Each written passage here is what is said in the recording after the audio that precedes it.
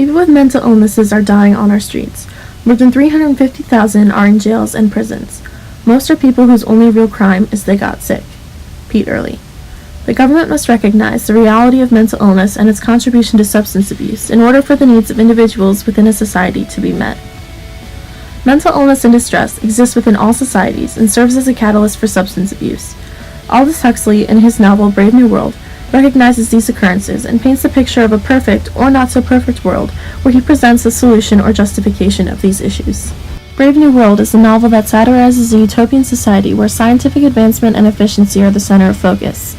Children within the society are born unnaturally into a world of predetermined classes within a caste system. The novel follows the characters Lenina Crown and Bernard Marx as they travel to a reservation where people outside of their society live unconditioned and therefore drastically different from people within the world state. As their adventure continues, they come across the savage John, who is the estranged son of an important individual in their society. John develops a love interest for Lenina and leaves the reservation to join her and Bernard in the world state. The juxtaposition of the two lifestyles leaves the reader to draw conclusions about how the modern society isn't as perfect as it is made out to be. In the end, John kills himself because he is unable to relate to Lenina or to anyone in the society due to their lack of emotion and overall humanity that has been conditioned out of them. In his novel, Huxley acknowledges that people are born different and thus promotes the idea of genetic engineering. This would eliminate the freedom of thought and the probability of genetic malfunction. If that didn't work, the government provides a drug, Soma, to temporarily ease any suffering. His solution to mental illness, or really any discomfort, is to condition it out of people before they are born, and or provide them with drugs to cope. There is always Soma, delicious Soma, 1/2 gram for a half holiday, 1 gram for a weekend, 2 grams for a trip to the glorious east, 3 for a dark eternity on the moon, returning whence they find themselves on the other side of the crevice, safe on the solid ground of daily labor and distraction. Huxley, 55-56.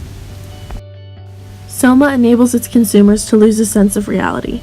The government provides this drug to its citizens as a means of coping with any distress.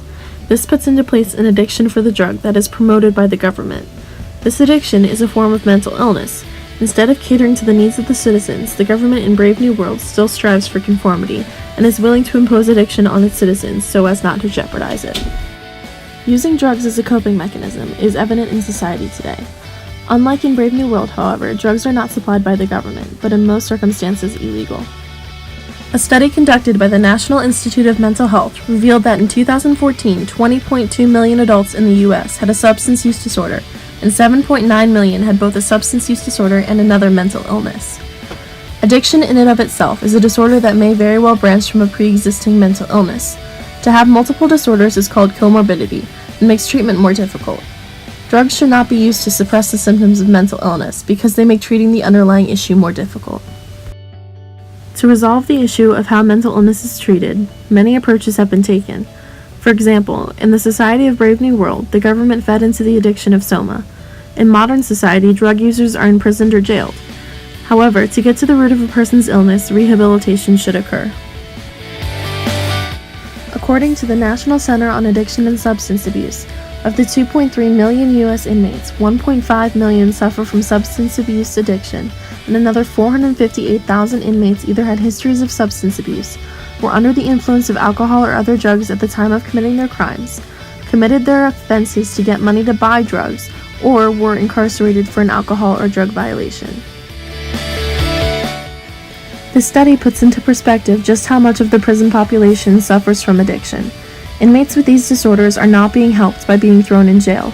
Within a prison, drugs still circulate, and when offenders are released, they are likely to repeat their previous offense.